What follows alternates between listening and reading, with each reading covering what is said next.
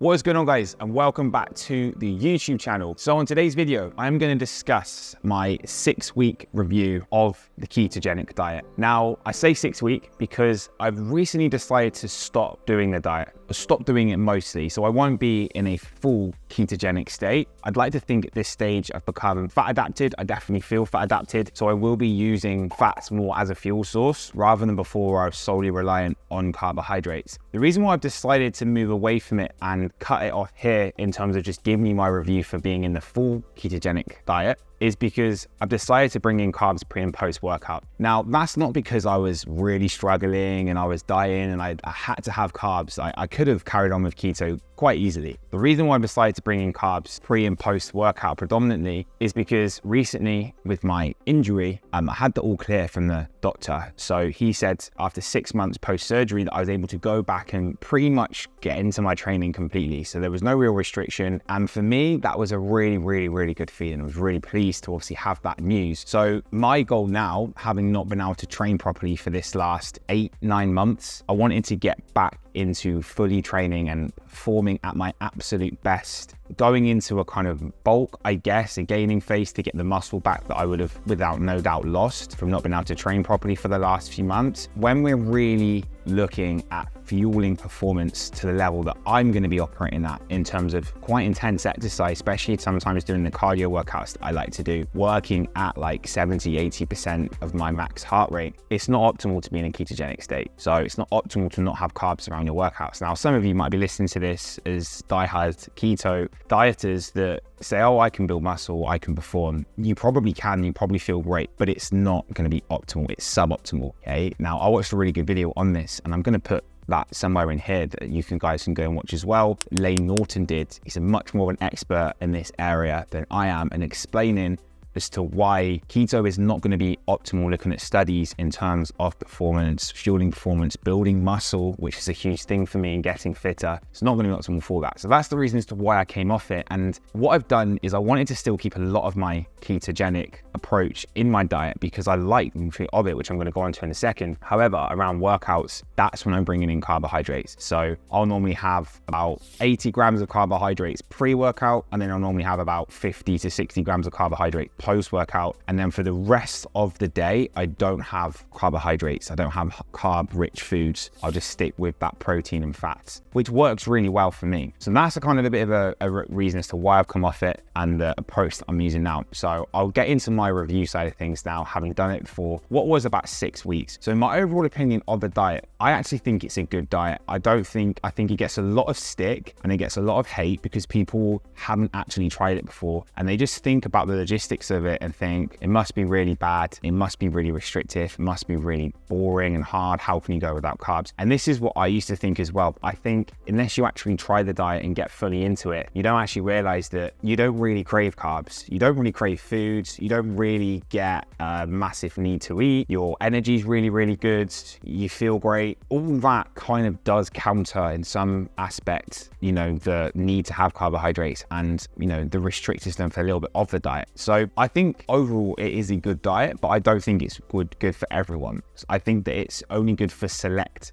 people and select individuals depending on their situation, depending on their lifestyle, depending on their commitments. The biggest benefits that I had from keto was, firstly, my energy was good. I didn't have that much of a crash. I was very alert throughout the day. So where I wasn't triggering insulin response all the time, my energy was very stable and I felt very good. When I got into that fat adapted state, I did feel like I had a good constant release of energy. And this is from a work perspective, but also from a training perspective as well. I was training and I felt good in the gym. I didn't feel like I had no energy, I actually felt fine. So from that perspective, I thought it was good. From secondary, in terms of my cravings, in terms of my hunger, I felt that that was very much nullified as well, which obviously when you're dieting, like that's a huge reason as to why people struggle. So yes, the initial couple of weeks of getting into ketosis is difficult, but when I actually got there, I actually felt like it was easier than being on a carb diet because as soon as you eat carbs, you do, as they say, trigger insulin up and down, which is what leads to more appetite and more cravings. So from that perspective, I thought it was good as well. I also enjoyed a lot of the foods. So I liked having some of the higher fat foods within my diet, which I never really would have had before. So there were certain nuts, certain oils that I was cooking with, certain cheese cheeses that I was having that felt pretty nice. So from that aspect as well, it worked. I also like the kind of simplicity of it too. It's very easy. As soon as you bring in rules into your diet in terms of you can't have this and you can have this, yes, that's a bit restrictive, but it's also quite simple, right? Sometimes we just need rules as human beings that are quite easy to follow. So not having carbs just makes your shopping easier, makes your life simpler, makes your meal choice simpler. So from that aspect, I did like it as well. Now, in terms of some of the negatives that I would have experienced through ketosis, the first, without a doubt, would be the restrictiveness of the diet. Now, in terms of what you can eat when you go out, it becomes a bit more difficult. I suppose you need to be really conscious in terms of how many carbs you're consuming, because ideally to stay within ketosis, they say that you need to be with around that 50 gram or even less per day. Again, everyone's going to be different. So I found that quite difficult in terms of just making sure that I wasn't going out. So if I was going out for food and stuff, it's hard to know whether you're definitely staying within keto. I mean, obviously you can choose like more keto foods, but I still found it quite hard. Like sometimes I had an off-plan meal at the weekend, I'd go for a run, and then to get like a takeaway or something like that, I'd have to look at the menu, really make sure I wasn't having foods that were high in carbohydrates. Even in Dubai, there's lots of keto-friendly takeaways that you can get. I still found it quite difficult because some of them are quite high in carbohydrates or higher in carbohydrates, and when you're trying to balance out throughout the day, it's quite hard. If you have too many carbohydrates, you essentially can kick yourself out of keto, which you then got to get yourself back into. So it just becomes a little bit messy sometimes. I'm not saying it's a reason to not do the diet, but you just have to be aware of the fact that it is quite hard to stay within ketosis. And then sometimes it's a little bit of a game in terms of I can't consume this many carbohydrates, I've got to be a bit careful.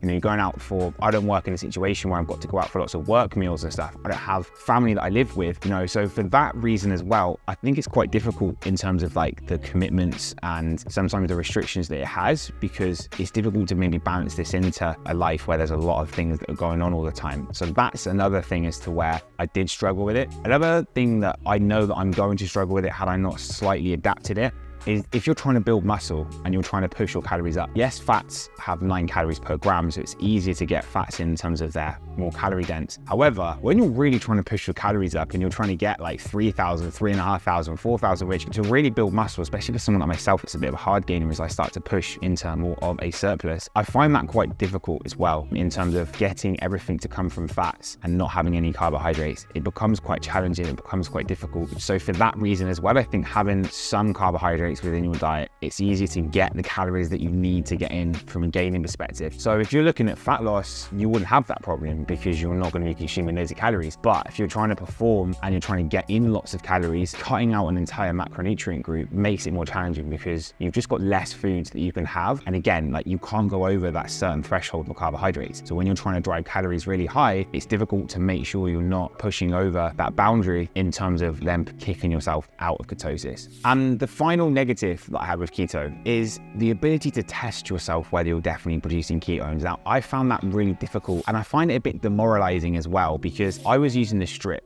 and some of the time they were coming up as I was producing more ketones with my urine, so it obviously does a color test and you can see. Other times when I would be really strict in my carbohydrate intake and I'd do the test and it wouldn't show that I was producing very many ketones. And then you just have this constant kind of internal battle with yourself, like, am I in ketosis? Am I non-ketosis? Am I doing it right? Am I doing it wrong? And I found that really frustrating. And then sometimes you might have more carbs because you want to have maybe a less restrictive meal, like a takeaway or something like that. Then the next day I'd be like, how do I keep myself out of ketosis? I don't really know how to test it. So I found that really difficult as well. Now I've actually ordered a blood test for next time I do keto in terms of something I can do at home and it will actually give me a more accurate measure. But this was really hard to get hold of this. Most of the time you just have to use the strips, which aren't really that accurate. And unless you're going to go and get a blood test quite regularly to check your blood ketone levels, again, I found that a bit of a drawback because sometimes you just want that clarity that you're 100% in keto. And it's hard to sometimes know that if you're not doing or testing in things in the right way. So my overall opinion, and would I go back to it in the future? I would consider doing keto again for fat loss. If I was really wanting to optimize body fat, maybe for like a holiday, or I was wanting to go into, again, like a really big work block, and I wasn't looking to really gain much muscle because the mental benefits of keto were really good in terms of concentration, I would definitely consider going back into ketosis. I would not write it off at all. In fact, at some point, I probably will put myself into keto again and really try it for long enough. Like when I've pushed through performance for a few months, I might try keto again, maybe towards summer next year or something like that, and see again the benefits that I have, how I find it going into it second time around. Would I recommend it to clients and other people? depends. I don't think it's a diet that everybody can follow because I think it is quite restrictive, the nature of it. However, for certain people, I do think that keto could be something to explore. And it depends on that person and depends on the foods they like. It depends on their lifestyle. Lots of things would come into it, but it's not an option and a diet that I wouldn't look to explore with certain clients. Obviously, they'd have to understand it a little bit beforehand, but it's not something I would completely write off. And I'm glad that I have tried it. Otherwise, I would have always written it off for clients and I would have never looked to use it because I would have just had this stigma that it's crap. Whereas now that I've tried it, I do understand a bit more about it. So just to summarize this video, here are my 3 biggest takeaways when it comes to the ketogenic diet and having tried it for a 6-week period. The first takeaway would be, if you are the sort of person that has a lot of commitments, you've got a family, you've got a job that involves that you're traveling around all the time, I don't think keto is going to be a good approach for you. It's too restrictive. It's too difficult to balance all the foods and not make sure you're consuming too many carbohydrates, especially when you're on the go all the time with your job and you're eating in hotels and around the world or whatever. I don't think it's a great diet for you. I think that it's going to work better if you're single, if you're living on your own, if you maybe got less responsibilities, then it would be a more suitable diet for you. However, if there's too much going on in your life, I don't think the ketogenic diet is going to be the most optimal approach for you in terms of fat loss. The second takeaway is,